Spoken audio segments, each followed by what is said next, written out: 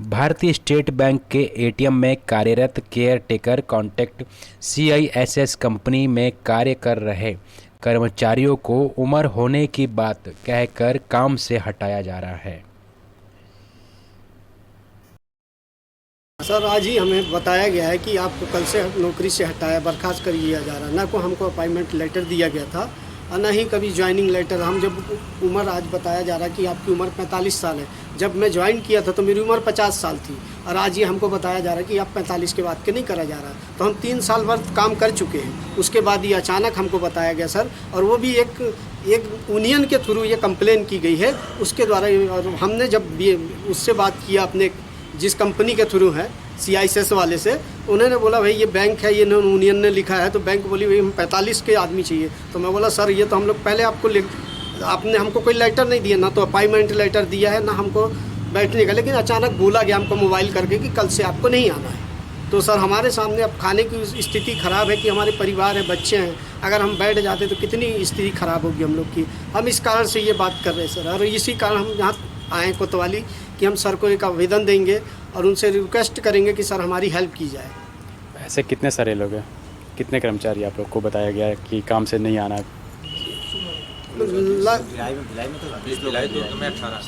भिलाई दुर्ग में कम से कम 20 कर्मचारी होंगे सर, 20-25।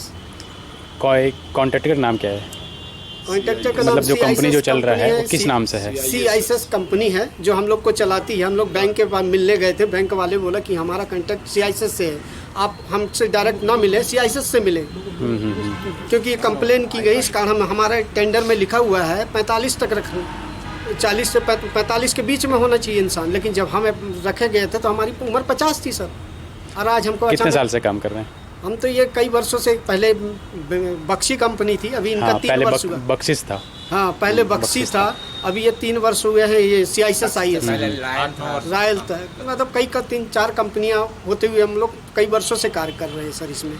अभी आप लोग क्या चाह रहे हैं? अभी हम लोग नौकरी चाहते सर, गरीब आदमी हम लोग कहाँ जाएंगे। हमारे परिवार हमको तो ना कोई कुछ पैसे दिया जाता, ना एरियस, ना बोनस, कुछ नहीं दिया जाता। फिर भी हम लोग कर रहे थे क्योंकि हम अपने परिवार पालना सर, हम क्या लड़ेंगे इनसे। फिर भी हमको हटाया जा रहा है ज़बरदस्ती में।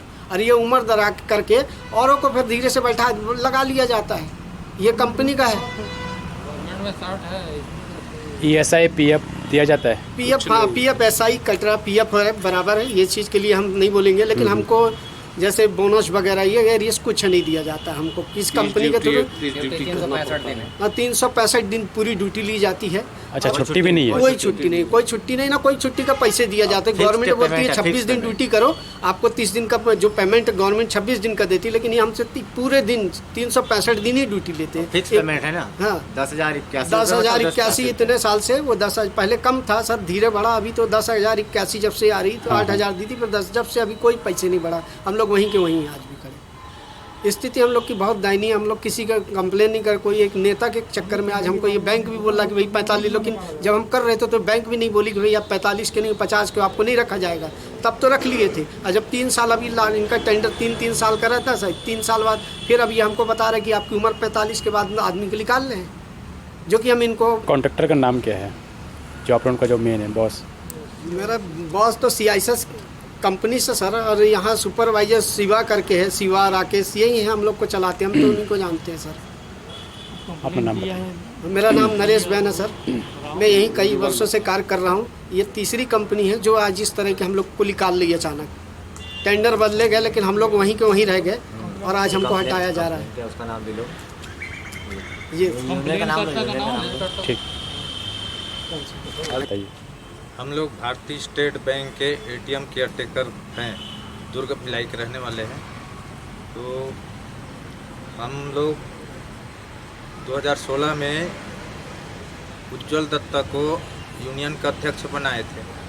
वो 4-5 साल तक कोई संतोषप्रद कार्य नहीं किया, इसलिए उसको हम लोग निष्कासित कर दिए और उसके पास कोई नहीं जाते, उसको छोड़ दिए हैं। वो BSP एम्प्लॉय है, हमारे एटीएम से संबंधित नहीं है। फिर भी वो अपना रोटी सेकने के लिए लगा हुआ है यहाँ पर। और बैंक में हम लोग का शिकायत कर रहे हैं कि बैंक का तो बैंक ठेका दिया है CISS कंपनी इंदौर वाले को, और उस कंपनी हम लोग के लिए वैसे संतोषप्रद कार्य कर रही है और हम लोग भी उससे संबंधित अच्छे कार्य कर रहे हैं। संतुष्ट है वो कंपनी, हम लोग से संतुष्ट है और हम लोग कंपनी से संतुष्ट हैं। और ये अध्यक्ष को हम लोग निष्कासित कर चुके हैं, छोड़ चुके हैं, उसके पास कोई नहीं जाते हैं।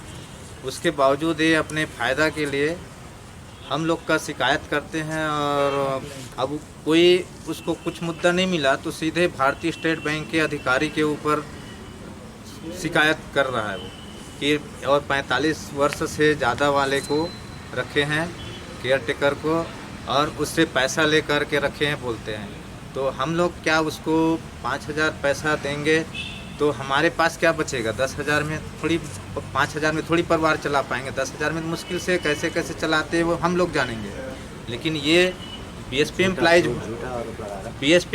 होकर के निराधार झूठा आरोप लगा करके ऐसे हमारे बीवी बच्चे बेघर हो जाएंगे, ऐसे इल्ज़ाम लगाएंगे तो और हम लोग तो कहीं के नहीं रहेंगे। फिर हमारा परिवार को कौन पालेगा? और इसको क्या लेना देना है हमारे यूनियन से? यूनियन से हमको कोई लेना देना नहीं है और इसको हमारे से क्या लेना देना है? बीएसपी एम्प्लॉइज है, हम लोग तो निम्न वर्ग के एटीएम केयर टेकर हैं और ये क्यों हमारे पीछे पड़ा हुआ है? ये अगर ऐसा करता है तो सारे जितने भी बैठते हैं बैठाते हैं 20-25 केयर टेकर को, तो सभी के 20-25 केयर टेकर ही नहीं वरन उसके पूरा परिवार, बीवी बच्चे सब बेरोजगार हो जाएंगे, भूखे मरेंगे। इसका सारा जवाबदारी उज्ज्वल दत्ता अध्यक्ष है उसका और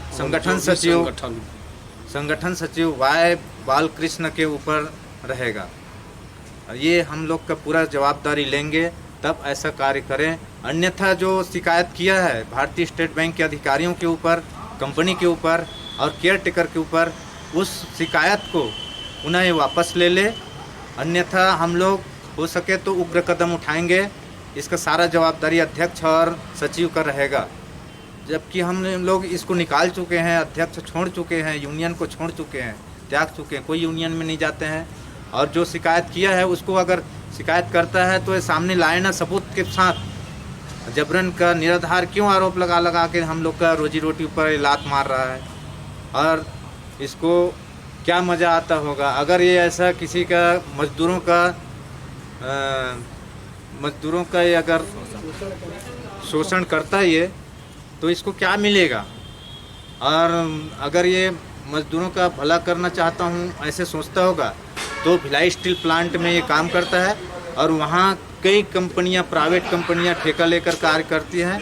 वहाँ भी कुछ ठेका वाले का भी कई मजदूरों का आर्थिक स्थिति खराब है, वहाँ जाकर के अपना ये अपना वहाँ का आर्थिक स्थिति सुधारे। ठीक है।